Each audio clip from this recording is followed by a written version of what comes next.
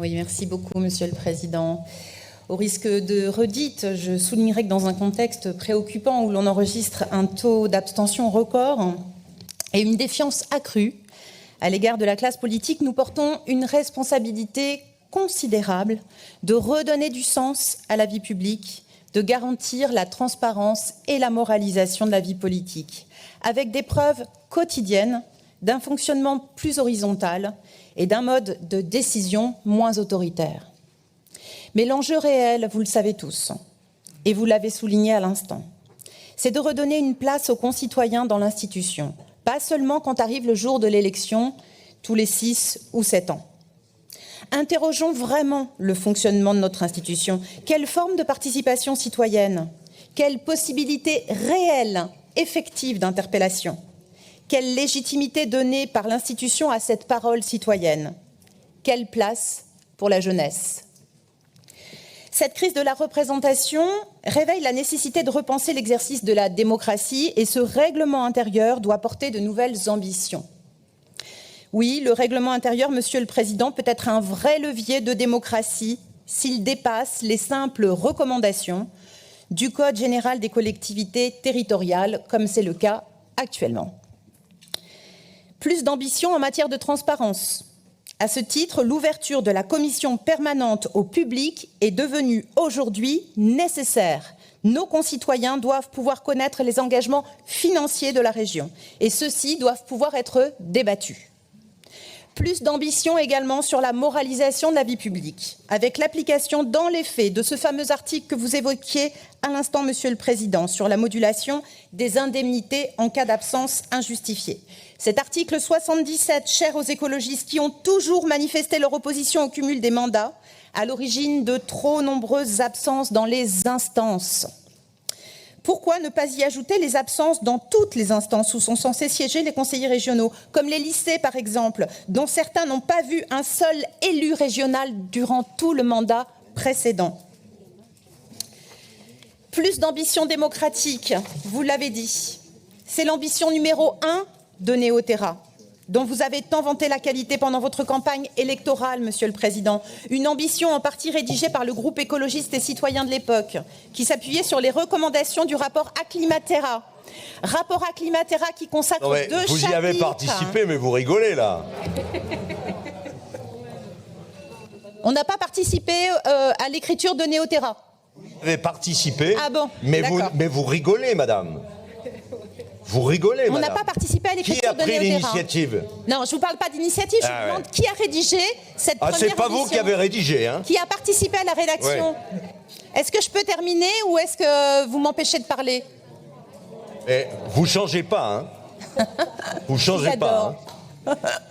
C'est l'habitude ici, hein, vous savez. Donc, j'étais en train de faire référence, si vous me le permettez, au rapport Acclimatera qui consacre 2 chapitres à cette question essentielle et qui affirme que derrière la bataille du climat, c'est un enjeu de démocratie qui se joue et un enjeu de cohésion sociale de la transition écologique qui ne pourra pas se faire sans regagner la confiance des néo-aquitains par des dispositifs plus participatifs.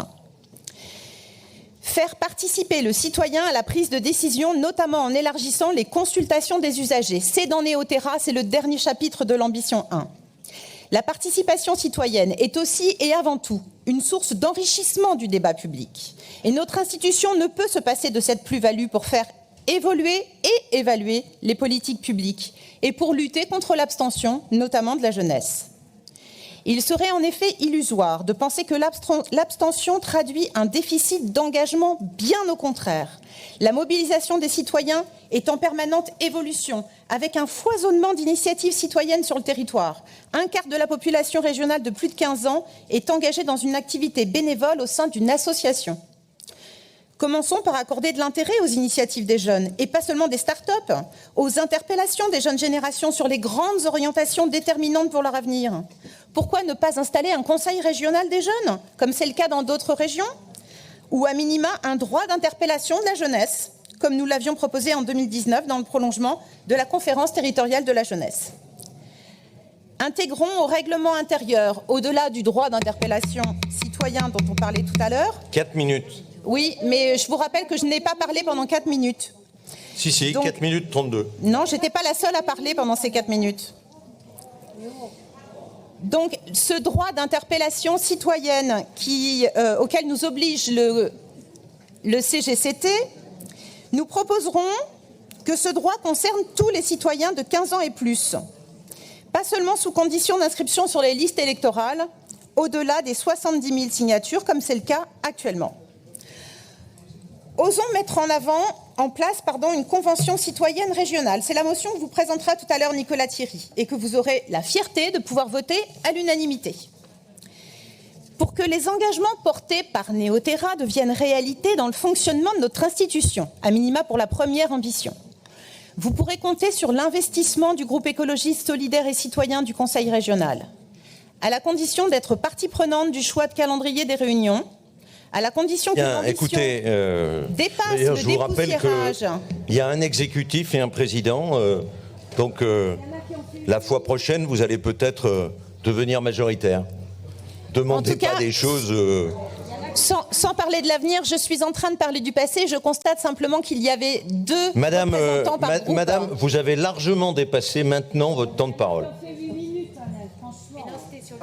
Non, 10 minutes sur le budget, 4 minutes sur les autres dossiers. Il faut savoir résumer.